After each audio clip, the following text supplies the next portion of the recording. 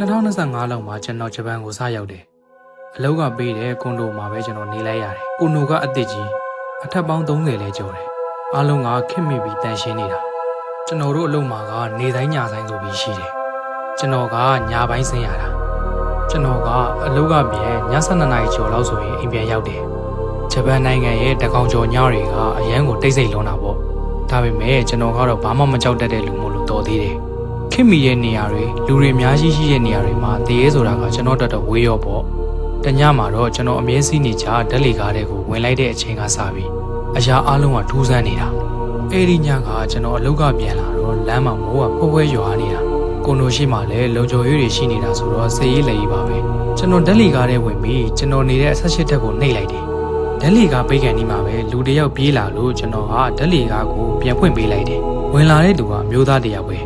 ဝစ်စုံကလည်းအပြည့်ပဲ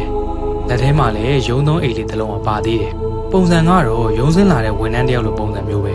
ဒါပေမဲ့အဲ့ဒီလူကမိုးရေတွေဆူရွှဲနေတာအပြင်မှာကမိုးကဖွဲဖွဲလေးပဲရွာနေတာသူကတော့ရေကန်ထဲပြုတ်ချထားလာမှတ်ရတယ်တကူလုံးကိုဆူရွှဲနေရပဲကျွန်တော်ကမိုးတော်တော်မိလာတာပဲလို့ဂျပန်လိုနှုတ်ဆက်လိုက်တယ်အဲ့ဒီလူကတော့ဘာမှပြန်မပြောဘူးခေါင်းမေ့ပြန်ညှိပြတယ်ကျွန်တော်လည်းအဲ့ဒီလူဘဲထက်သွားမလဲဆိုပြီးကြည့်လိုက်တော့သူကဘာနမ်းမှမနေဘူးသူနဲ့ကျွန်တော်နဲ့အထက်တူပဲလို့ကျွန်တော်ကထင်လိုက်မိသေးတယ်ကျွန်တော်ဘေးမှာဒီတိုင်းကြီးပဲရက်နေတာဓာတ်လေကားကပုံမှန်တိုင်းပဲဖြည်းဖြည်းချင်းစီတက်သွားတယ်ဓာတ်လေကားထဲမှာကျွန်တော်နဲ့အဲ့ဒီလူနဲ့နှစ်ယောက်တည်းရှိတာတိတ်ဆိတ်လွန်းတော့ကျွန်တော်ရဲ့နှလုံးခုန်တန်တော့ကျွန်တော်ပြန်ကြားရတယ်အဲ့ဒီချိန်မှာကျွန်တော်ရဲ့နှာခေါင်းထဲကိုအနံ့တစ်ခုကရလာတယ်အဲ့ဒါကမိုးရေနံမဟုတ်ပဲပုတ်စော်နံကြီးဖြစ်နေတာရေကန်ကြီးတွေကရလာတဲ့အနံ့မျိုးကျွန်တော်ကဘေးကလူကိုအကဲခက်ကြည့်လိုက်တော့အဲ့ဒီလူကကျွန်တော်ကိုဘေးတိုက်ကြီးစိုက်ကြည့်နေတာကိုတွေ့လိုက်ရတယ်မျက်လုံးတွေမိတ်မသွားဘဲနဲ့မျက်တောင်လုံးဝမခတ်ဘူးကျွန်တော်ကစိတ်ထဲမှာတမျိုးကြီးဖြစ်လာပြီးဒီလူဘယ်ထက်မှစိတ်မလဲမသိဘူးဆိုပြီးတော့စိတ်ထဲမှာရေရွတ်နေတော့ဓာတ်လေကစိတ်ထဲမှာရုတ်တရက်ရက်သွားတယ်တကားကလည်းပွင့်သွားတော့အပြင်မှာဘယ်သူမှမရှိဘူးမှောင်မဲနေတာကျွန်တော်ကတကားပြန်ပိတ်ဖို့ခလုတ်ကိုအသေးအတန်နှိပ်နေတော့ဘေးကလူကအဲ့ဒီတော့မှစကားစာပြောတယ်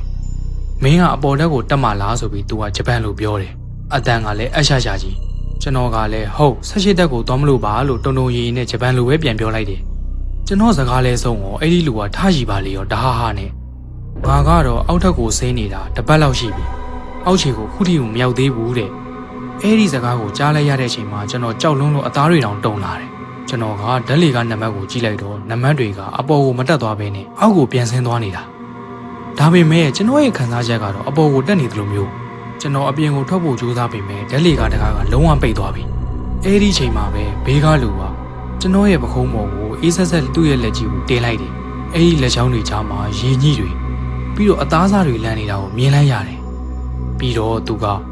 ငါနဲ့အတူတူအောက်ထက်ကိုလိုက်ခဲ့ပါလားအဖို့မရှိလို့တဲ့အဲ့ဒီလူကကျွန်တော်ဘက်ကိုလှည့်လာတဲ့ချိန်မှာသူ့မျက်နှာကအရေပြားတွေကတစ်ဖက်ဖက်နဲ့ကိုမြေပေါ်ကိုပြုတ်ကျကုန်တာသူ့မျက်လုံးနေရာကလည်းအပေါက်ကြီးဖြစ်သွားတယ်ကျွန်တော်အော်ဟစ်ပြီးဓာတ်လေကားတကားကိုအတင်းထိုးတော့တာပဲကျွန်တော်လည်းကြောက်လန့်ပြီးတော့သတိလစ်သွားတယ်ကျွန်တော်သတိပြန်ရလာတော့ဓာတ်လေကားထဲမှာမဟုတ်တော့ဘူးဗျလုံခြုံရေးဝန်ထမ်းတွေနားတဲ့အခန်းတွေကိုရောက်နေတာလုံခြုံရေးဝန်ထမ်းက CCTV ထဲမှာတော့ကျွန်တော်ကဓာတ်လေကားထဲကိုတယောက်တည်းဝင်သွားပြီးဓာတ်လေကားထဲမှာလည်းတယောက်တည်းစကားတွေပြောပြီးတော့တကားကိုထုနေတာတဲ့ပြီးတော့လဲကျသွားလို့သူတို့ကဓာတ်လေကားတကားကိုဖွင့်ပြီးလာကြည့်တော့သတိလစ်နေတာတဲ့ကျွန်တော်လည်းကြောက်ကြောက်နဲ့ပြန်မေးလိုက်တယ်ငါဘေးမှာဘယ်သူမှမရှိဘူးလားလို့လုံခြုံရေးကောင်းဆောင်ကကျွန်တော်ကိုခေါင်းခါပြတယ်နောက်ရက်တွေကျွန်တော်စုံစမ်းကြည့်လိုက်တော့ကျွန်တော်သိလိုက်ရတာကကျွန်တော်နေတဲ့ကွန်ဒိုဆောက်ဦးမှာလွန်ခဲ့တဲ့တစ်နှစ်လောက်ကဂျပန်လူမျိုးအလုပ်သမားတယောက်ကဓာတ်လေကားထဲမှာညက်ပြီးသေဆုံးခဲ့ဘူးတဲ့အဆိုးဆုံးကတော့ကျွန်တော်အဆောင်ကိုပြန်ရောက်လို့ကျွန်တော်ရဲ့အင်ဂျီရဲ့ပခုံးကိုကြည့်လိုက်တဲ့အချိန်မှာ